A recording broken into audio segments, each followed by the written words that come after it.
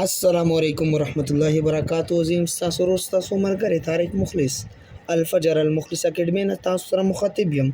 که تر اوسه پورې زموږ چینل تاسو نه یې سبسکرایب کړی، تاسو زموږ چینل سبسکرایب کړئ. نننی هومورک چې کوم ده هغه ده نقطه بو چایي څنګه او د قلم نیولو طریقه څه دی، نو تاسو موږ سره په دې ولاګ کې تر اخره پورې شریک شئ. د قلم نیولو طریقه تاسو یاد ساتئ. قلم به تاسو داسې ونیسئ، نو نقطه به بیا څنګه چوئ، نقطه به تاسو داسې شلو کوئ، دې ته وایي نقطه. دا په حرف باندې پاسه لاندې منځ کې چې کوم ټکی وي هغې ته نقطه وایي. دا نقطه به یو طرف نه وي، بل کت به بل طرف نه وي، یعنې دواړه کته د دې منځ کې به ته نقطه راولې. اوس د دې نه بعد کوم چې د نقطې پسې هغه دی مد به تاسو څنګه اچوئ.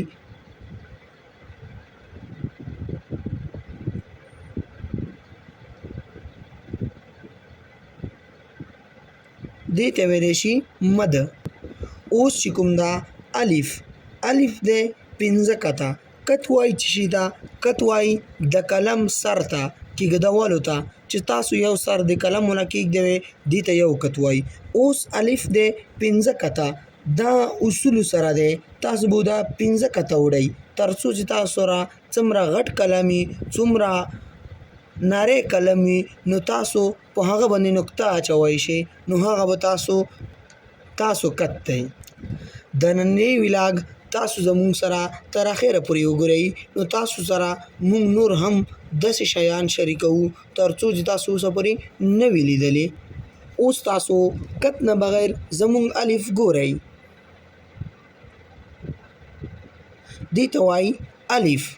کت سے بغیر، کت نه بغیر د قلم نیولو طریقه یو ځل بیا تاسو وګورئ.